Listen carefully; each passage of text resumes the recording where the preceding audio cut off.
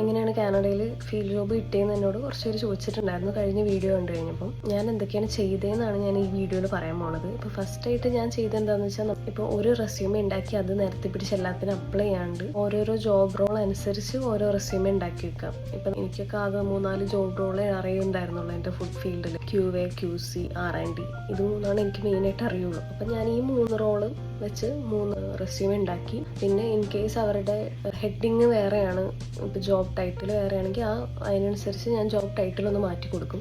പിന്നെ റെസ്യൂമേലാണെങ്കിൽ തന്നെയും നിങ്ങൾക്ക് നാട്ടിൽ എക്സ്പീരിയൻസ് ഒന്നും ഇല്ലെങ്കിലും, നമ്മൾ ഇവിടെ എക്സ്പീരിയൻസ് ഇല്ലെങ്കിൽ അറ്റ്ലീസ്റ്റ് എന്തെങ്കിലും വെക്കാൻ നോക്കണം. കാരണം എക്സ്പീരിയൻസ് ഒന്നും ഇല്ലാണ്ട് നമ്മളൊരു ഫീൽഡ് ജോബിന് അപ്ലൈ ചെയ്യുമ്പോൾ റിജക്ഷൻ അടിക്കാനുള്ള ചാൻസ് കൂടുതലാണ്.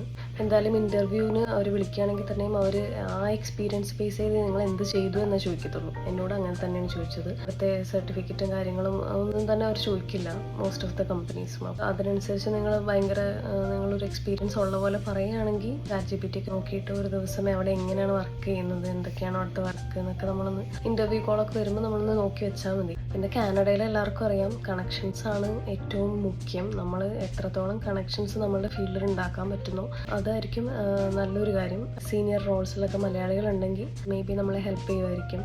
അപ്പോൾ നമ്മളൊരു ചാൻസും വിട്ടുകളയാതിരിക്കുക. മടി വിചാരിക്കാണ്ട് അവർക്ക് മെസ്സേജ് അയയ്ക്കുക. സംടൈംസ് അവർക്ക് നമ്മളെ ഹെൽപ്പ് ചെയ്യാൻ ചിലപ്പോൾ പറ്റിയേക്കും.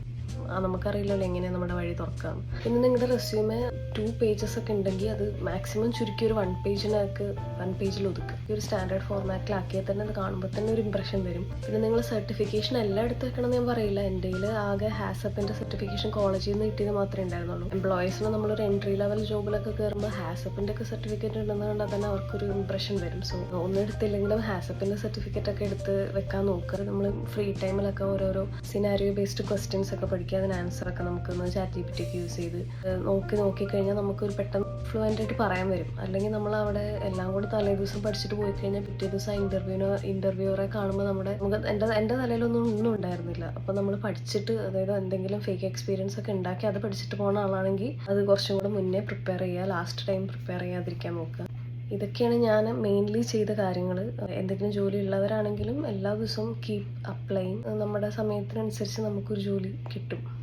ഇതൊക്കെയാണ് എൻ്റെ ജോബ് ടിപ്സ്. പ്രത്യേകിച്ച് വലിയതായിട്ടൊന്നുമില്ല. അപ്പോൾ അടുത്ത വീഡിയോയിൽ കാണാം. ബൈ.